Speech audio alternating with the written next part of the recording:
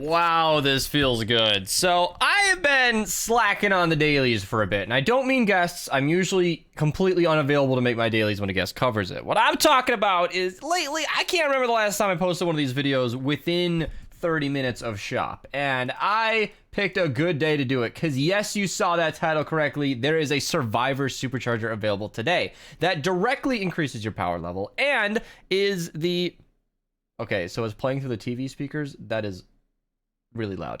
But that directly impacts your power level, and that is a very, very big deal. So we're going to be covering that in a second. Got to start with BR first. First and foremost, we have the Darkest Circles bundle, which is available now. You guys can pick it up. Pretty fancy skin, you know, nice little she-devil going on there. And then the back bling is crazy. All of this is brand new as of today. You guys are welcome to use code Mista at your checkout. This wrap is actually really cool. I like that a lot. Black and red is definitely one of my favorite combos. So I'm not too thrilled on the set personally because I just use Lex all the time anyway, but I will actually grab a wrap. I bought something in Battle Royale.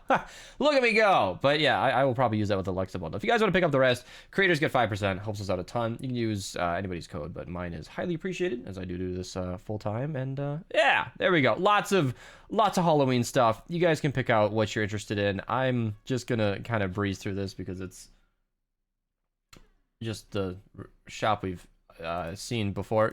Girlfriend's trying her best to slow this video down. Let's move on to the weekly stuff. I'm gonna remove my daily because even though the 20 TVs is easy, I always want to get more V-Bucks. I always replace it because we're going to do it no matter what it is. You know, it's not a big deal. Survivor Supercharger, as stated. For those who don't know, there might be some of you. We only get about 4 to 6 of these a year. It's a random rotation. It's not like Epic's been listening or anything specific. They have been, frankly. But this, if I'm not mistaken, is a completely random occurrence. But we got lucky this time around. We see these very rarely. I would highly recommend supercharging your mythic leads first. Once your mythic leads are done, go on to your campaign mythic survivors afterwards. And then my suggestion, after all of your mythic heroes are taken care of, is go to whatever you care about most. I have always spec'd all the way into offense first every time. That's exactly how I did my research. Nowadays, it's old news. I've had my research maxed forever, but I maxed my offense personally very early. So if that's something you do, I recommend like trap durability survivors because the other set bonuses are kind of garbage. Trap durability makes a direct impact in your main games. That's a great one to put your survivor superchargers on. Even nowadays, I struggle because I've gotten, you know, some of these figured out. I guess I'm doing my resistance, gadgeteers, whatever.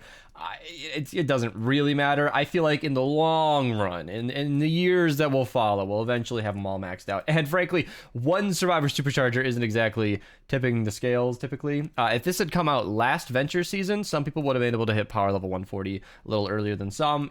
In the end, we'll all be 145, right? You know, we're all going to stay on that journey for as long as possible. But yeah, it's extremely exciting to see that today. So for the Dungeons Daily, we got the Labyrinth, and then for the weekly shop, we're going to do it right after the llamas here. First and foremost, my upgrade llama has a trash cannon. I haven't gotten one of those in a while, and they're actually comparatively pretty rare. Again, sorry for the no audio. That is playing through the TV speakers, and it's cranked pretty loud. Lady friend wanted to see a Jigglypuff episode, and that was actually hilarious.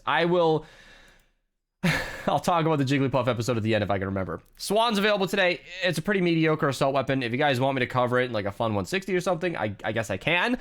We can find out together if it's as bad as Beast thought. It's mediocre. It has 6 perks that help it along, but all in all, it's yeah, it's available today. Sniper Defender, very, very strong. Sniper Defenders are extremely good in your missions. They're a little laggy right now with Obliterators and whatnot, but they are extremely strong. Video on that link down below if I can remember to after I'm done recording, because I use them. I stopped using them for a while because of the glitchiness, but I don't feel that performance hit as much, and they are honestly really useful. They're basically just like 360-degree traps that snipe stuff. If you give them an obliterator, my tongue has not been behaving today.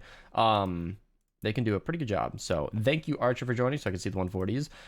Let's point out the missions available today. So, no V-Bucks. I don't know what has been going on. We've been getting less V-Bucks lately. I guess we just started the season strong. Again, it's all RNG. Neon Sniper's available in Ventures. I can't show that because I can't see that low, but it is there if you want it. And the rest of the missions will be pointing them out as we go.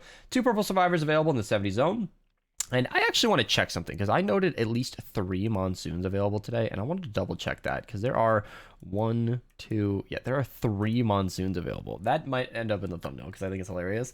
But that's not in Ventures. In Ventures, we just have the 124 all the way up here, 4x reperk, and the 140 we have 4x perk up, and Harvester Sarah, who buffs your scythe damage to afflicted targets, I think. It's a pretty specific hero, not the most important thing ever. Slowed and snared enemies, there you go. So I'm thinking I was getting that mistaken with the spear one, because I know that there's somebody who does buffs your damage against afflicted. I think it's the spear chick, and I want to double check this for my own ego because I felt like that was right, and now I can't even find it. Am I being blind? Is this worth it? I'm certain it's not. Oh my god.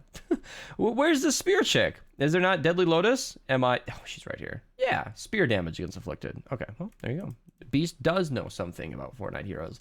Let's move on to let's move on to Twine and carry on from here. 4x perk up in the 76 zone. This is good because it's blue and purple perk up. A lot of people do ask me how to get that rare perk up, and missions like this is kind of how. There's not a lot in that one, but I think there might be a better mission down below. Something you could also do. I link Fortnite DB in the description of every video. If you want to just go to the rare perk up right here, there is 500 of it available in Canny Valley. Now, these might be spread out amongst different missions, but if you just click that, I think it'll bring you to the page where it shows you every Canny Valley mission with rare perk up. So if you're somebody who's been hunting that, little tip for you, just use the website that's available. Capson has put a lot of work into Fortnite DB, so it's pretty useful for stuff like that.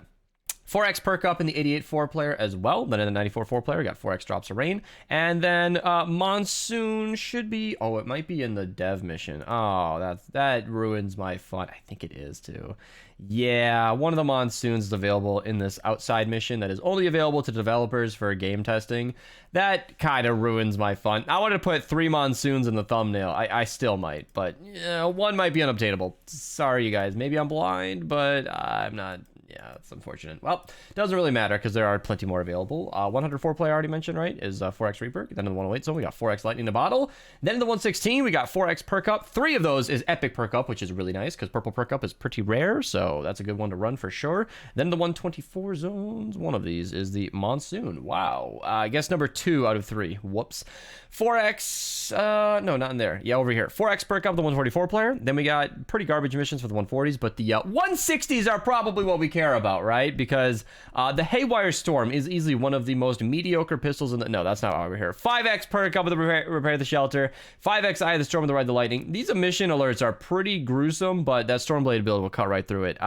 Definitely, I think these two are my main suggestions. I mean, this is a pretty easy retrieve the data. I don't think Storm Shards is that enticing, but a lot of endgame grinders like myself don't really need anything, so Storm Shards are as good as anything. It's an easy mission to make sure you get that Survivor Supercharger nice and easy. Monsoon number 3 out of 3 in the 52 Cat 4. Then we've got the Wall Launcher, which is really good for pushing stuff off the map.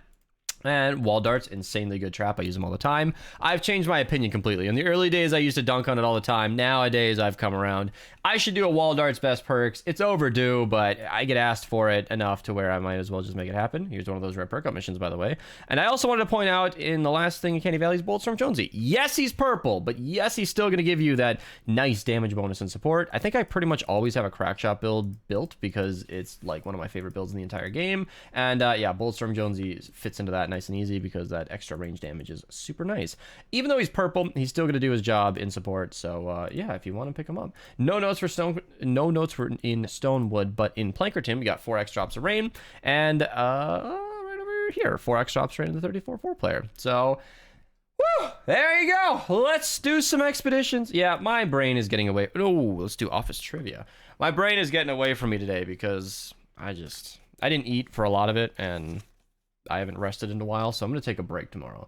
Aaron says there's about 3 news alerts in Michael's inbox from one website. Michael says they must have come from hackers. What's the site? And it was something about nip slip. Yeah, somebody commented down below. There you go. Congrats. The next one. Dwight says that when it comes to the interventions, the Shroots believe in a 5-fingered approach. Name one of the 5 actions involved. Comment down below. So, the story I was going to tell earlier was the Puff episode. So, the lady likes Puff. That's why there's been a Puff on the shelf forever. To those of you who didn't know where that came from, there you go. That was her. We found out that you can go to the Jigglypuff, like, Pokédex website. It's an official website where they have every single Jigglypuff Pokemon card and every episode it's been in the anime. So we watched the entire Voltorb Roundup episode, which was just an entire episode about rounding up Voltorb. Oh my god, I'm failing every expedition. Come on. And we got halfway through before we were wondering where the hell Jigglypuff was. And I made the joke. I was like, okay, you know what? The way this is going, I swear to God, it's going to be like a trainer Pokemon or something. And it's going to be on frame for like a second or two. And it really was at the very end of the episode, almost like it was forgotten footage. Puff appears and then just cuts to the end. It's like, what the hell was that? Why did Puff just pop in? It was completely unrelated to the story. Nobody noticed Puff. Nobody called her attention or anything. It just appeared and then said Jigglypuff, and then it cut to like the outro screen. I swear they had something planned for Jigglypuff and then just ran out of time and cut it. And it was just the most disappointing. We watched this entire episode because she wanted to see Jigglypuff and got like nothing. Got one baby scene where Puff was available, and she's not happy. She's currently frowning at me, but I thought it was hysterical just because of the irony watching that entire episode that I would have never watched otherwise. Because frankly, I'm not somebody who really gets all up in arms about filler episodes and shows and whatnot.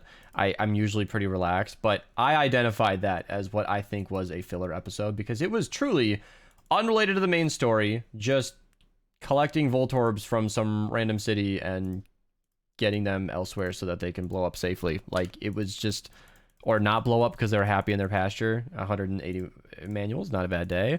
Again, you can't hear the recycling because it was on the TV, and I'm sorry, but yeah, it was not an engaging episode at all, especially as an adult.